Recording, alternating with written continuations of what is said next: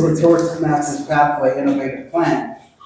Lisa has been experimenting while sorting out her swirling thoughts into novels, speech outlines. Recently, in a friend's garage for a horror movie night, she has rekindled her love for her favorite movie and book formats, anthologies, tied together short stories. So sit back and enjoy her telling My Dad, a speech of 3 stories. Please welcome Lisa Nolen.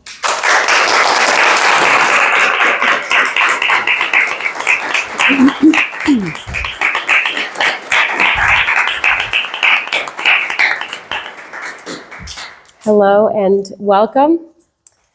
I'm sure you've all looked through a kaleidoscope. There's something really neat about how you're able to see the exact same thing. You're looking at the same thing, but you can turn it a little bit and everything shifts.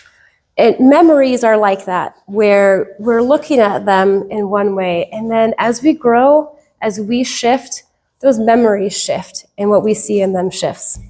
I have the pleasure of introducing my dad to you tonight. Physically, he's here. He came as a guest tonight. But also, I want to introduce you to him through 3 stories, 3 memories that I have and how they've changed over the years, how I've gotten to see my dad now through these 3 stories.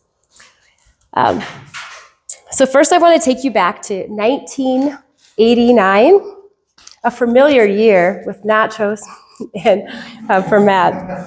I can still smell the bowling alley and see that haze of smoke, the pins falling, and families talking and playing. And then there's this familiar chorus of, Lisa, it's your turn, let's go. And so then I would run up, I would go get my ball, I'd do my little hop, skip, and jump to the lane, toss it.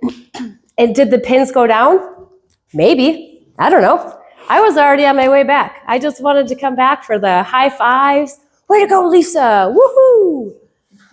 That's what I needed. And inevitably, I'd hear my dad. Here's where he enters the scene. And I'd hear, did you see what you did there? You got to keep your thumb up when you are done. Or he'd say, turn around, make sure you're watching. Watch them all go down. Or he'd say, maybe try leading with your other foot. Let's see what happens there. And he always had something for me. All right, Dad. All right. And I would be off until that familiar chorus, Lisa, it's your turn. Dad's helpful tips. They were as much a part of the game as anything else. And I don't remember actually asking for the corrections. Thank you. But for my dad, it was this simple.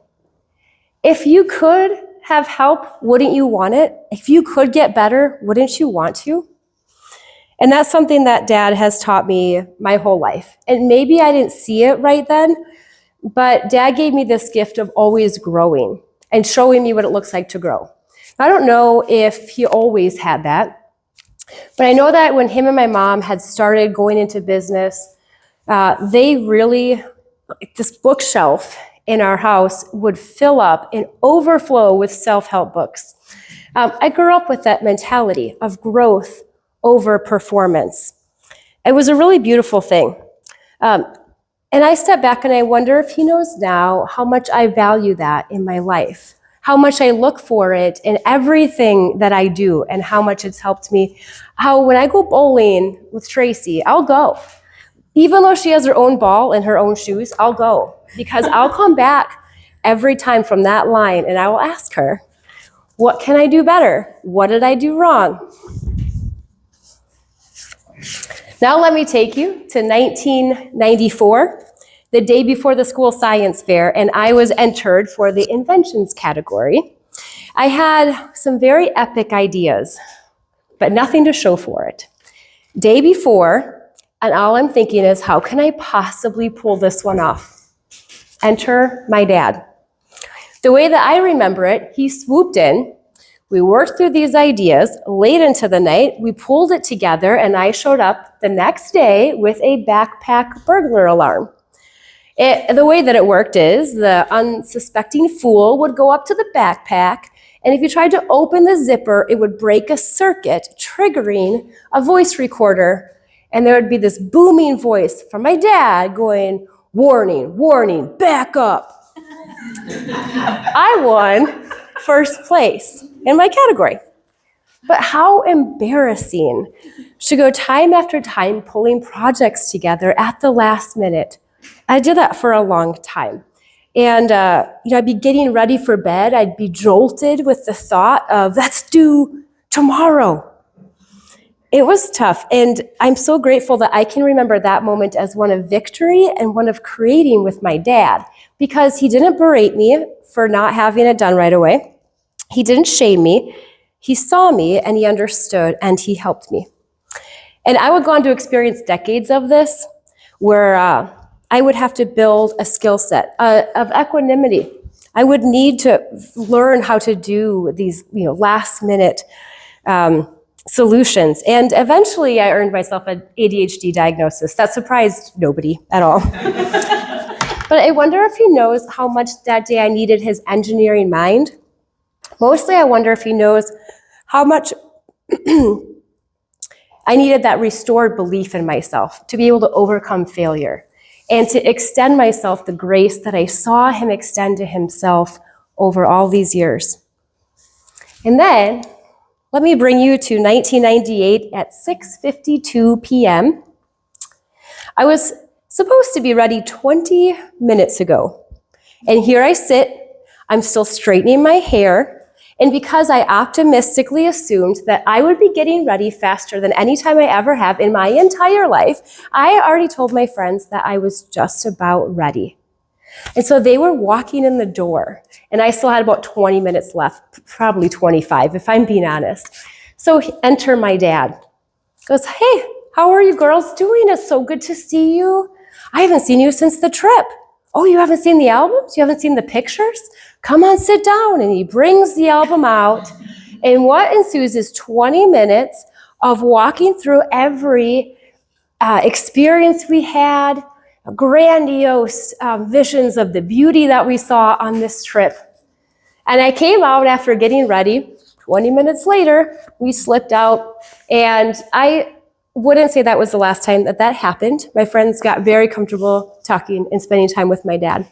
And when I think back to Dad saving me that day, it wasn't because he was trying to save me. It's because he had a genuine interest in my friends. Dad has always been interested in other people and interesting, engaging, animated. He just has, let me draw you a picture here. If you have ever been on the pool side and maybe you're tanning and then some guy comes and he does a giant cannonball into the pool and splashes everybody, that's my dad. He always was playing, he still does that. That's present day, actually. And he's always played with me. He's always spent time with me. He's always enjoyed my friends like he did in that moment. And sometimes I would roll my eyes maybe if we were trying to leave the house and he'd be regaling tales of the most recent space shuttle launch into a lot of detail. But I wonder if he also knows how welcomed my friends felt coming into our home, or what it feels like to be truly enjoyed by my dad. And I wonder if he knows if I could always see the smile on his face that he had when I was a kid and he would watch me dance the way he watches my kids dance. And so there are so many ways that I've gotten to see my dad and how that's changed over the years. And it's one thing to be loved, it's a whole nother to be known. Thank you.